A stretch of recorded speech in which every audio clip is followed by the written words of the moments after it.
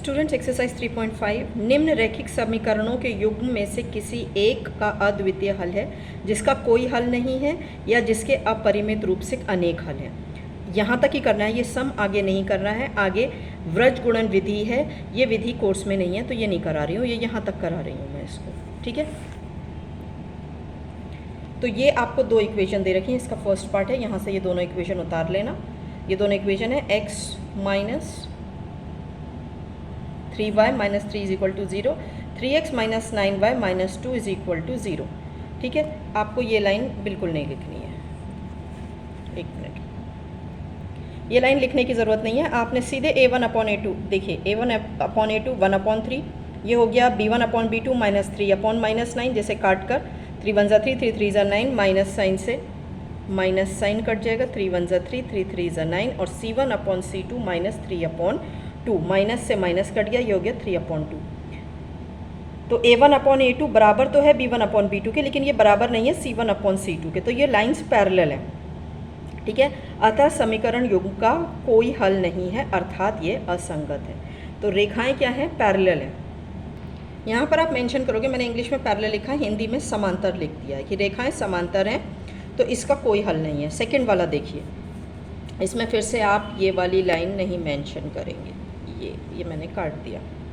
ठीक है, यहाँ पर देखिए a1 अपॉन a2 हो गया 2 अपॉन 3, b1 अपॉन b2 हो गया 1 अपॉन 2, और c1 अपॉन c2 हो गया माइनस 5 अपॉन माइनस 8। तो देखिए a1 अपॉन a2 बराबर नहीं है b1 अपॉन b2 के, तो रेखाएं क्या करती हैं? प्रतिच्छेद करती हैं।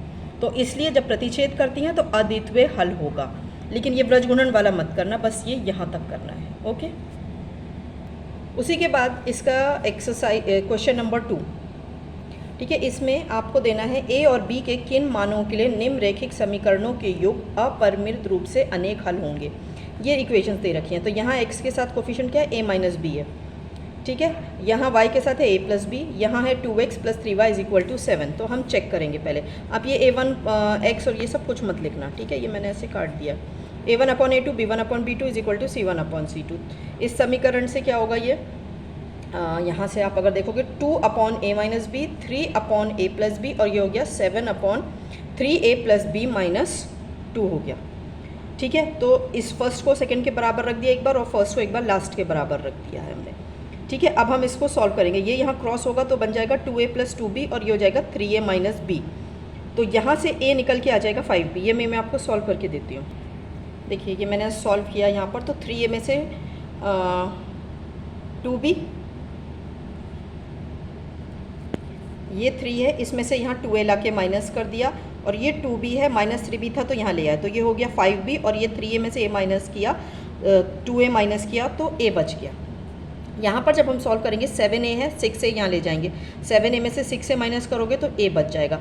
2b को मैं इस तरफ ले गई, माइनस 7 ऑलरेडी था, ये माइनस 2b कर दिया, तो ये निकल के आ गया 9b माइनस का, और माइनस 4 यहाँ रह गया। ठीक है, समीकरण a माइनस 9b बराबर 4 में हम a का मान रख देंगे 5b। तो a की जगह मैंने 5b रख दिया यहाँ पर। तो ये कितना हो गया? दोनों को सॉल्व करके माइनस 4b बराबर माइनस 4, माइनस से माइनस कट गया, b का मान आ गया 1। और अब हम a is equal to 5b में हम b का मान 1 रख देंगे, तो a का मान हमारा 5 इंटू 1 5 आ जाएगा। तो हल के अपरिमित रूप से अनेक हल के लिए क्या होगा? a की वैल्यू 5 और b की वैल्यू 1 होंगे।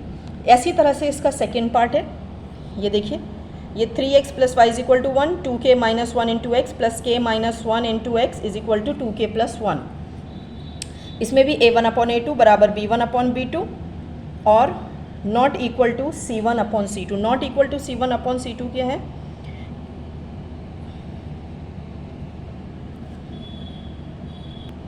नॉट इक्वल क्यों डाला है? क्योंकि यहाँ पर k का मान निकालना है, जिसके लिए इस रैखिक समीकरण का कोई हल नहीं है। तो कोई हल नहीं वाली की कंडीशन ये वाली होती है, पैरेलल लाइंस। पैरेलल लाइंस यानी रेखाएं जब प्रतिच्छेद करती हैं तो कोई वैल्यू कोई उन काटती तो है नहीं एक पॉइंट पे, तो कोई हल निकल के कैसे आएगा? क्योंकि वो सामने सामने होती हैं, जो ये होती हैं पैरेलल लाइंस। ठीक है, तो 3 upon 2k minus 1, 1 upon k minus 1 not equal to 1 upon 2k minus 1। ये a1 upon a2, b1 upon b2, c1 upon c2 की वैल्यू है। ठीक है, इन दोनों को बराबर कर दिया, और आप चाहें तो इसको और इसको बराबर कर सकते हैं। तो यहाँ से हमने क्रॉस किया और k का वैल्यू 2 निकाला। अभी मैं आपको निकाल के दिखा देती हूँ। देखिए ये आपका जब हमने क्रॉस किया तो ये हो गया 3k माइनस 3, और इसे क्रॉस किया क्योंकि 1 से मल्टीप्लाई हो रहा है तो सेम एज इट इज़ उतर जाएगा। k एक तरफ कलेक्ट कर लो तो माइनस 2k हम यहाँ ले आएंगे। 3k में से 2k माइनस किया तो k आ गया, ठीक है। यहाँ हो गया -1, माइनस का +3 यहाँ आ गया, k की वैल्यू 2 हो जाएगी, ठीक है। के लिए कोई हल नहीं होगा यदि k = 2 है।